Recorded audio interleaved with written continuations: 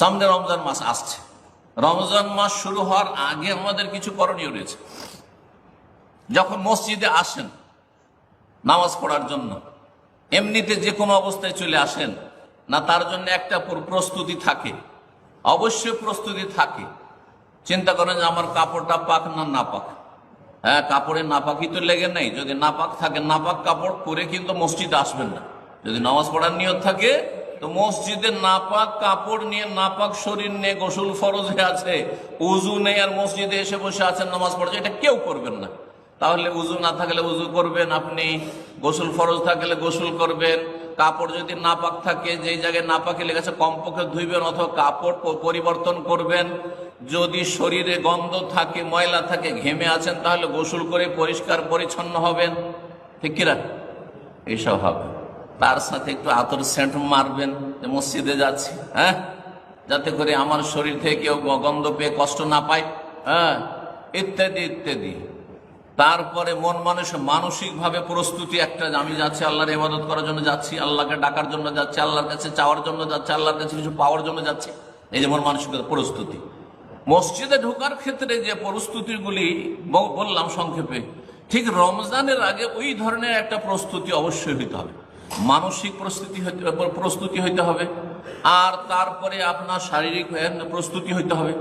শরীরটাকে সুস্থ রাখার চেষ্টা করতে হবে যাতে রমজান মাসের রোজাগুলি কাজা না হয়ে যায়, হ্যাঁ, ছেড়ে দিতে বাধ্য না হয়ে যায়। তারপরে আপনার মন মানসিকতা এটা থাকবে যে রমজান মাসে আমি মজবুর না হইলে, জরুরি না হইলে আমি সফর করব না। কারণ এই রমজানের মোবারক দিনগুলি পাবো না। ঠিক আছে, আল্লাহ ছাড় দিয়েছে, অন্য সময় কাজা করা যাবে, কিন্তু আমি শখ করে আমি সফর করবো না। আমি রমজান মাসে একই জায়গায় থাকবো, আর যথাসাধ্য এই রোজাগুলি রমজান মাসে মোবারক সময় রাখার চেষ্টা করবো। এগুলি হচ্ছে মানসিক, শারীরিক, ইমানি প্রস্তুতি। আর তার সাথে সারা বছর দিনে বারবার খেয়ে অভ্যাস, ঠিক না? গরিব মানুষও 3 বার খায়, আর যারা সচ্ছল, যাদের খাবার দাবার অভাব নাই আর আইটেমের অভাব নাই, যখন তখন খেতেই আছে, একটু একটু করে এটা খাচ্ছে ওইটা খাচ্ছে, লেগেই আছে, সবসময় খাবার দাবার লেগে আছে। সারাদিনে যে কতবার খেয়েছে আর কতবার পান করেছে ও বেহিসাব, হিসাবই বলতে পারবেন ও যে কতবার আমি খেলাম। এই যে সারা বছর এত বেশি খেয়ে খেয়ে অভ্যাস,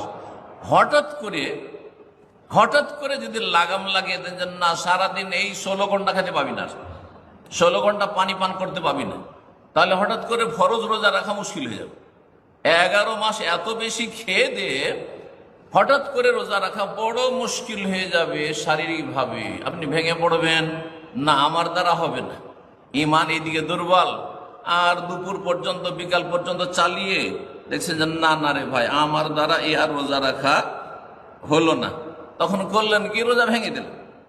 আমাদের সমাজের অনেকেই, অনেক যুবকরা, এমনকি বড়রাও, অনেক সময় এই জন্য রোজা ছেড়ে দেয়, দুপুর বিকাল পর্যন্ত রেখে আর পারলাম না আজকে রোজা রাখতে, একটু বাইরে গেছিলাম আর পারলাম না, কারণ অভ্যাস নেই।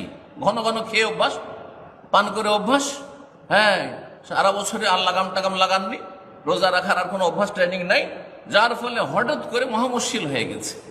এই হিকমতের কারণে শাবান মাসে একটি বিধান রয়েছে। কি বিধান?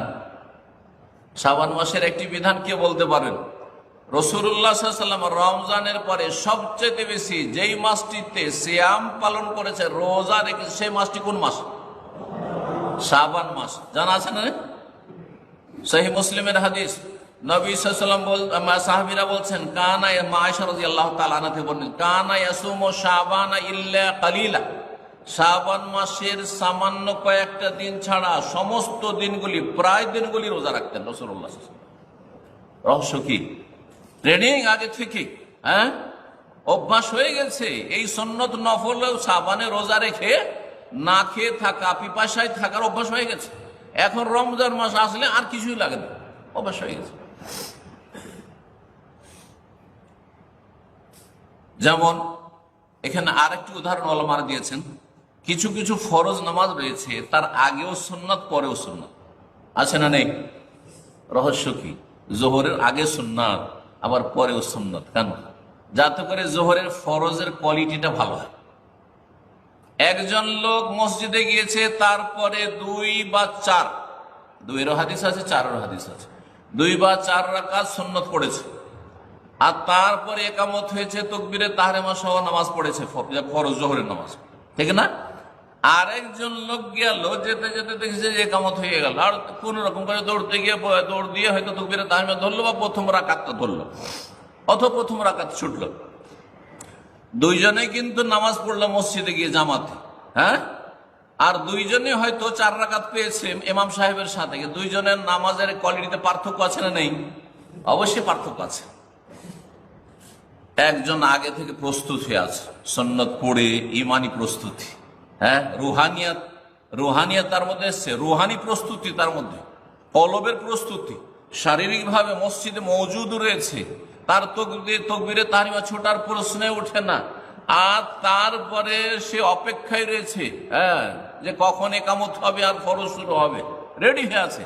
আর আরেকজন যাচ্ছে, আর একটু স্পিডে দৌড়তে দৌড়তে যাচ্ছে অনেক সময়, যদিও দৌড়া ঠিক না বা স্পিডে যাওয়া ঠিক না, নিষেধ করেছে রাসূলুল্লাহ সাল্লাল্লাহু আলাইহি ওয়াসাল্লাম, কিন্তু মানুষ মানে না আজকাল, মনে করছে রাকাতটা ধরতে হবে যাই হোক না কেন। রাসূলুল্লাহ সাল্লাল্লাহু আলাইহি ওয়াসাল্লামের নাফরমানি করে গিয়ে প্রথম রাকাতটা ধরার চেষ্টা, যাতে আবার কাজা না করতে হয়, সময় না বেশি না লাগে। এইভাবে মানুষ যায়, তো এই তো হাফসাচ্ছে, শ্বাস ফুলছে, তার কি আর সেই খুশু হবে? বা যদি ধীর স্থির ভাবেও যায়, তারপরে তো সেই খুশুটা হবে, কোয়ালিটি কিন্তু সেটা হবে না। ঠিক ওই রকমই আগে থেকে যারা রমজান আসার আগে থেকে প্রস্তুতি নিচ্ছেন, তাদের রমজানের ইবাদত বন্দেগীর কোয়ালিটি, আর যারা সারা বছর গাফেল হয়ে রয়েছেন, আর তার হঠাৎ করে রমজান আসলো আর ফরজ রোজা রাখা, তাদের কোয়ালিটিতেও পার্থক্য আছে। আর যারা ঘাটতি করে ফরজ হবে, তাদের তো অবস্থা বলতে হবে না।